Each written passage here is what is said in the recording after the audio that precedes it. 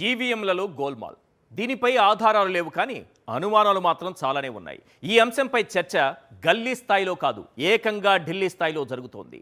అందుకే ఇదే ఇప్పుడు హాట్ టాపిక్గా మారింది. నిజానికి ఎన్నికలు ముగిశాయి, ఫలితాలు వచ్చాయి, ప్రభుత్వాలు కూడా కొలువు తీరాయి. కానీ ఇంకా ఈవీఎంలపై చర్చ మాత్రం ఆగలేదు. కారణం, కోట్లాది మంది సందేహాలు ఇంకా నివృత్తి కాలేదు. ఎన్నికల కమిషన్ కూడా ఆ ప్రయత్నం చేయలేదు.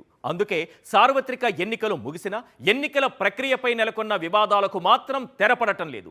ఇంతకీ ఎప్పుడూ లేని ఈ గందరగోళం ఇప్పుడే ఎందుకు వచ్చింది? ఈవీఎంల లెక్క ఎక్కడ తప్పింది? కొన్ని నియోజకవర్గాల్లో క్రాస్ ఓటింగ్ చెబుతున్న కహాని ఏంటి? తిరుపతి, కడప, రాజంపేట, అరకు పార్లమెంటు స్థానాల్లోని ఫలితాలు చిత్రం, పోలింగ్ విచిత్రమని ఎందుకంటున్నాయి? 2024 ఎన్నికల్లో అత్యధిక లోక్సభ స్థానాల్లో పోలైన లెక్కించిన ఈవీఎం ఓట్ల సంఖ్యలో చాలా తేడా కనిపించింది. ఇదే వివాదానికి, గందరగోళానికి, అనుమానాలకు తావిచ్చింది. దేశవ్యాప్తంగా సార్వత్రిక ఎన్నికలు నిర్వహిస్తున్నప్పుడు 1-2 నియోజకవర్గాల్లో తప్పులు దొల్లితే తప్పులేదు. అదే 543 లోక్సభ స్థానాల్లో ఎన్నికలు జరిగితే 140కి పైగా స్థానాల్లో పోలైన ఓట్లకు, ఈవీఎంలో లెక్కించిన ఓట్లకు తేడా ఉంటే ఎక్కడో ఏదో తేడా జరిగిందనే కదా అర్థం. ద వైర్ వార్తా సంస్థ ఇదే అంశాన్ని ప్రస్తావించింది కూడా. డామన్ డయ్యూ, లక్షద్వీప్ లాంటి కొన్నింటిని మినహాయిస్తే అత్యధిక స్థానాల్లో నమోదైన మొత్తం ఈవీఎంల ఓట్ల సంఖ్య అంతిమంగా లెక్కించిన ఈవీఎం ఓట్లతో సరిపోలడం లేదు. ఏకంగా 140కి పైగా స్థానాల్లో పోలైన ఈవీఎం ఓట్ల కంటే లెక్కించిన వాటి సంఖ్య ఎక్కువగా ఉంది. మరికొన్ని నియోజకవర్గాల్లో లెక్కించిన ఈవీఎం ఓట్ల సంఖ్య మొత్తం ఈవీఎం ఓట్ల కంటే తక్కువగా ఉంది. అది విషయం. అందుకే ఈ గందరగోళం. మరి సార్వత్రిక ఎన్నికల్లో పోలింగ్ చిత్రాలు ఒక్కొక్కటిగా బయటపడుతున్న వేళ కొన్ని ప్రశ్నలు వినిపిస్తున్నాయి. అవేంటో ఒక్కసారి మనం స్క్రీన్ పైన చూద్దాం. ఎస్, క్వశ్చన్ నెంబర్ 1, దేశంలో సార్వత్రిక ఎన్నికల చిత్రాలు ఏం చెబుతున్నాయి? క్వశ్చన్ నెంబర్ 2, తిరుపతి, కడప, రాజంపేట, అరకులో జరిగిందేంటి? క్వశ్చన్ నెంబర్ 3, ఆ ఓటు అటు, ఈ ఓటు ఇటు పడడానికి కారణం ఏంటి? క్వశ్చన్ నెంబర్ 4, ఏపీలో క్రాస్ ఓటింగ్ చెబుతున్నటువంటి కహాని ఏంటి?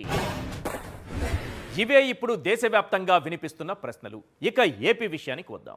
ఇక్కడ కూడా ఎన్నికల చిత్రాలకేమీ లోటు లేదు. ఇక్కడ ట్విస్టులకు కూడా లోటు లేదు. ముందుగా తిరుపతి లోక్సభ నియోజకవర్గం సంగతి చూద్దాం. తిరుపతి లోక్సభ నియోజకవర్గంలో మొత్తం 7 అసెంబ్లీ నియోజకవర్గాలు ఉన్నాయి. అన్నింటినీ కూటమి గెలుచుకుంది. కానీ పార్లమెంటు మాత్రం వైఎస్ఆర్సీపీ ఖాతాలో పడింది. ఆ 7 కూటమి సభ్యులకు వచ్చినటువంటి మెజారిటీ ఎంతనేది ఒక్కసారి స్క్రీన్ పైన చూద్దాం.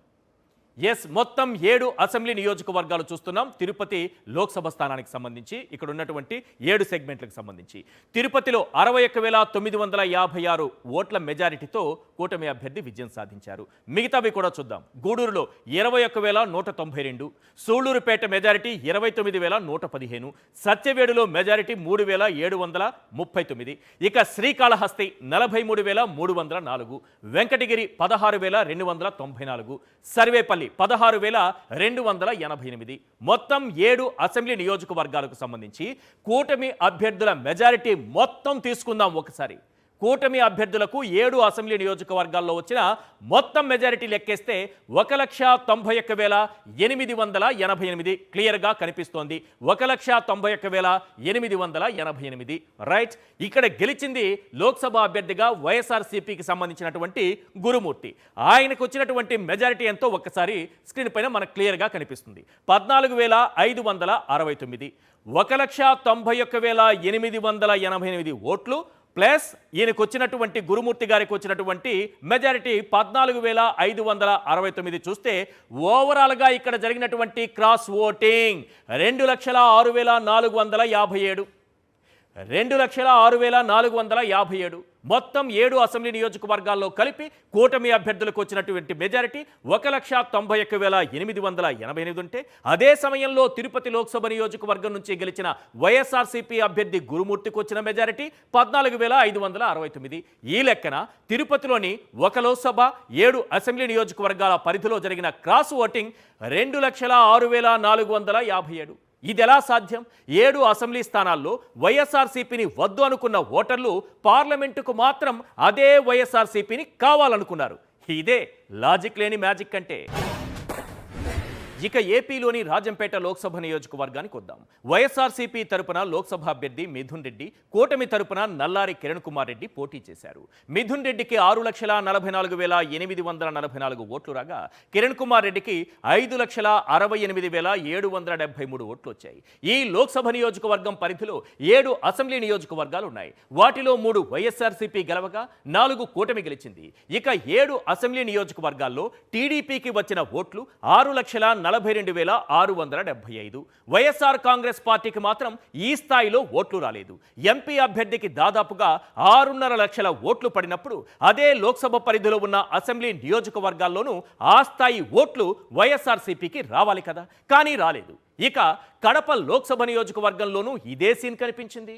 ఇక్కడ అవినాష్ రెడ్డికి 6,05,143 ఓట్లు రాగా కూటమి అభ్యర్థి భూపాల్ రెడ్డికి 5,42,448 ఓట్లు వచ్చాయి. ఇక ఈ లోక్సభ పరిధిలో 7 అసెంబ్లీ నియోజకవర్గాలు ఉన్నాయి. వాటిలో 2 వైఎస్ఆర్సీపీ గెలవగా 5 కూటమి గెలిచింది. ఇక్కడ వైఎస్ఆర్సీపీ అభ్యర్థులకు అటు లోక్సభ ఇటు అసెంబ్లీ నియోజకవర్గాల్లో వచ్చిన ఓట్లు దాదాపుగా సరిసమానంగానే ఉన్నాయి. ఇక కడప పరిధిలోని 7 అసెంబ్లీ నియోజకవర్గాల్లో కూటమి అభ్యర్థులకు 6,25,119 ఓట్లు వస్తే కూటమి లోక్సభ అభ్యర్థికి 5,42,448 ఓట్లు వచ్చాయి. అంటే ఇక్కడ తేడా 82,751. ఇలా ఏ విధంగా చూసుకున్నా క్రాస్ ఓటింగ్ ఎక్కువగా కనిపించింది. ముఖ్యంగా లోక్సభ నియోజకవర్గంలో పడిన ఓట్లకు అసెంబ్లీ నియోజకవర్గాల్లో పడిన ఓట్లకు ఏమాత్రం పొంతన లేకపోవడం సందేహాలకు తావిస్తోంది. దేశంలోని చాలా నియోజకవర్గాల్లో నమోదైన మొత్తం ఈవీఎం ఓట్ల కంటే లెక్కించిన ఈవీఎం ఓట్ల సంఖ్య ఎక్కువగా ఉండటం కనిపించింది. చిత్రం పోలింగ్ విచిత్రం ఎపిసోడ్లో ప్రధానంగా 2 అంశాలు కనిపిస్తున్నాయి. ఒకటి, పోలైన ఓట్లకు ఈవీఎంలో లెక్కించిన ఓట్లకు తేడా ఉండటం. రెండోది, తిరుపతి లాంటి లోక్సభ స్థానంలో 7 అసెంబ్లీ సెగ్మెంట్లలో వైఎస్ఆర్సీపీని వద్దు అనుకున్న వారు పార్లమెంటుకు మాత్రం వైఎస్ఆర్సీపీ కావాలనుకున్నారు. వారు అనుకున్నారో లేదో తెలియదు, కానీ ఈవీఎంలు చెప్పింది మాత్రం ఇదే. 1 కాదు 2 కాదు, 2,06,457 ఓట్లు. ఆ ఓటు అటు, ఈ ఓటు ఇటు. ఇలా ఎందుకు జరిగిందనేది ఎవ్వరూ చెప్పలేరు, ఒక్క ఈవీఎం తప్ప. సార్, ఒక్క విషయం చెబుతాను. మనం చిన్నప్పుడు పుస్తకాల్లో నెమలికలు పెట్టి జాగ్రత్తగా దాచుకునేవాళ్ళం. ఎందుకలా అని అడిగితే కొన్ని రోజులకు అవి పిల్లలు పెడతాయని చెప్పేవాళ్ళం. అవి పిల్లలు పెట్టాయో లేదో తెలియదు, కానీ మన ఈవీఎంలు మాత్రం సరిగ్గా పోలింగ్ ముగిసిన 22 రోజులకు ఓట్ల రూపంలో పిల్లల్ని పెట్టేశాయి. కొన్ని ఓట్లను అటేశాయి, కొన్ని ఓట్లను ఇటేశాయి. ఈ ఎన్నికల చిత్రాల మీద ఒట్టు, దాని లోగుట్టేంటో ఆ ఈవీఎంలకే తెలియాలి. ఇది మాత్రం గన్ షాట్.